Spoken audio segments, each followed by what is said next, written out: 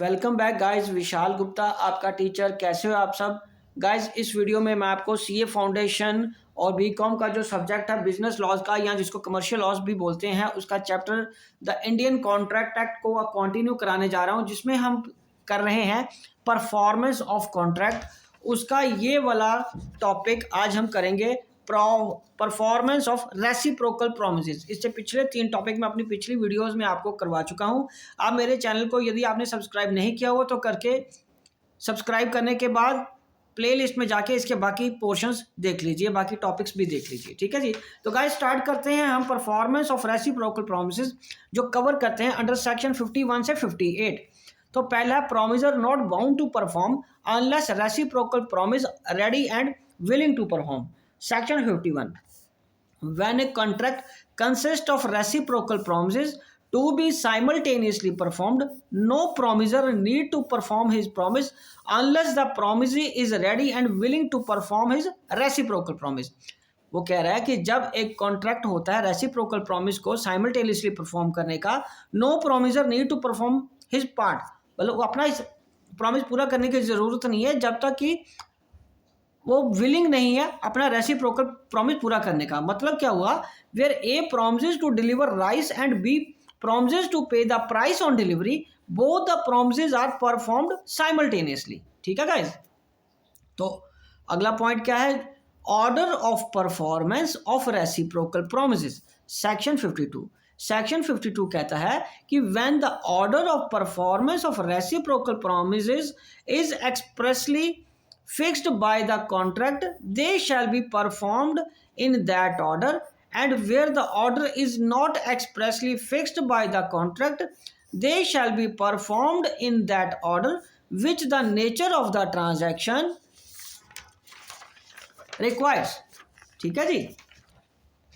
मतलब क्या हुआ, वो कह रहा है कि when the order of performance of reciprocal promises is expressly fixed by the contract, कि कौन सा प्रॉमिस पहले पूरा किया जाएगा, then they shall be performed in that order, वो उसी ऑर्डर में परफॉर्म किए जाएंगे, उसी सीक्वेंस में परफॉर्म किए जाएंगे।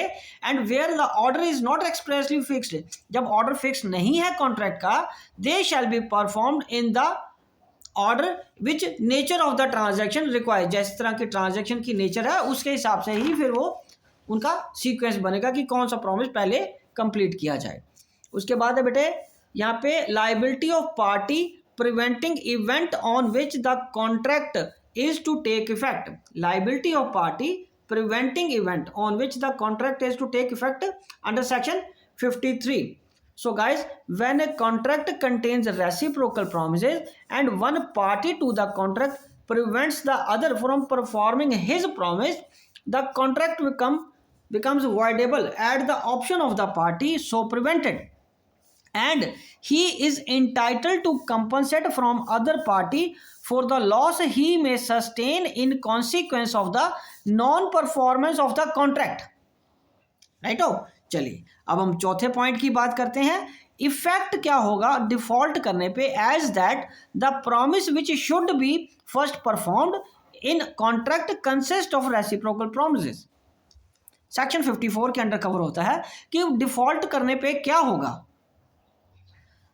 फर्स्ट परफॉर्म जो उसने करना था वो नहीं किया। When the contract consist of the reciprocal promises such that one of them cannot be performed or that its performance cannot be claimed till the order has been performed and the promiser of the promise last mentioned fails to perform it, such a promiser cannot claim the performance of the reciprocal promise and must make compensation to the other party to the contract for loss which such other party में sustain bye non performance of the contract. मान लीजिए ए ने कोई contract पहले पूरा करना था, अपना परफॉर्मेंस पूरा करना था, उसके बाद बी ने पूरा करना था, ए ने ही अपना पार्ट पूरा नहीं किया तो बी को नुकसान हो गया, तो उसका कंपनसेशन इसको पूरा करके देना पड़ेगा।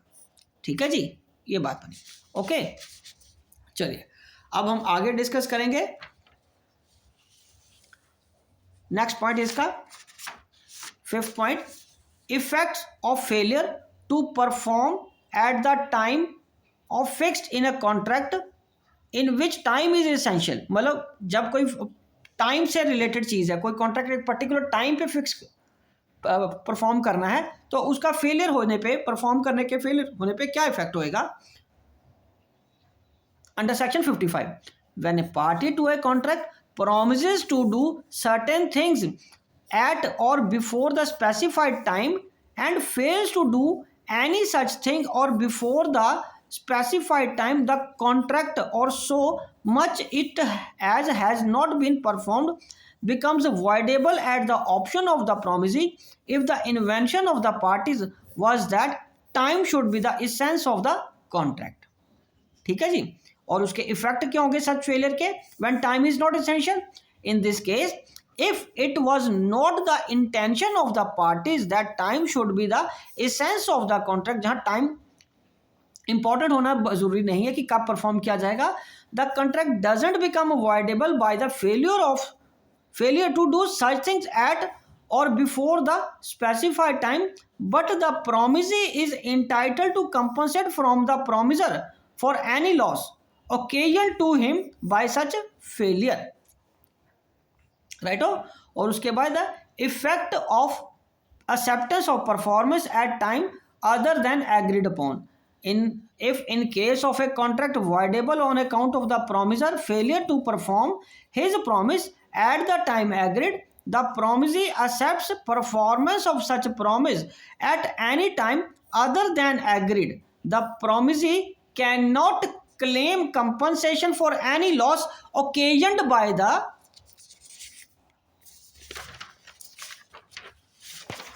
non-performance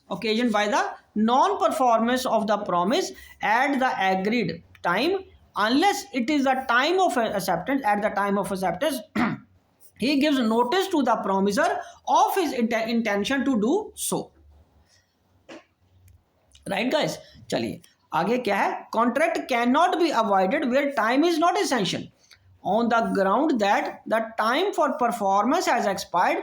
There the promisee is not entitled to compensation from the promiser for any loss caused by the delay, but it must be remembered that even where time is not essential, it must be performed within the reasonable time. Otherwise, it becomes voidable at the option of the promisee. Right? Okay. और इसका क्या है? Effect of acceptance of performance out of time. Even where time is essential, the promisee may waive his right to repudiate the contract when the promiser fails to perform the promise within the stipulated time. In that case, he may accept performance at any time other than that agreed.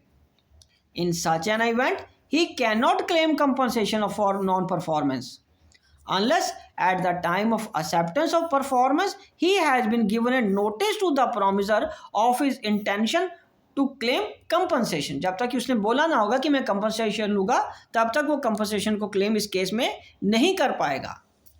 Right जी? चलिए अब हम आगे बात करते हैं इसकी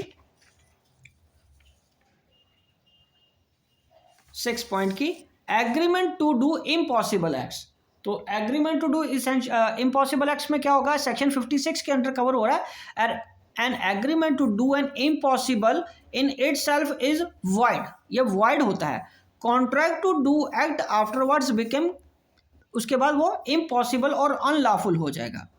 Compensation for loss through non-performance of act is known to be impossible or unlawful. Initial impossibility existing at the time of contract. पहला है if it is known to the parties, दूसरा if it is unknown to the parties, और तीसरा if known to the promiser only.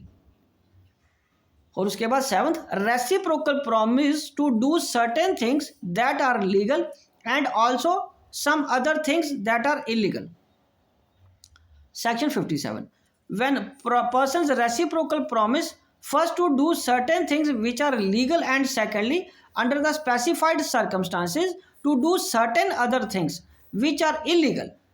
The first set of promises is valid contract, but the second part क्या हो जाएगा? void agreement हो जाएगा. Right हो? चलिए अब हम आगे लास्ट पॉइंट इसका डिस्कस करते हैं guys. Alternative promise one branch being illegal. तो उसमें से एक इलीगल है, और ये सेक्शन 58 के अंडर कवर होगा गाइस। तो अब इसमें क्या है, the law on this point says that in case of the alternative promise one branch of which is legal and other illegal, the illegal branch alone can be enforced. ठीक है जी। तो गाइज ये परफॉर्मेंस ऑफ रेसिप्रोकल प्रॉमिसेस वाला complete हो गया है topic.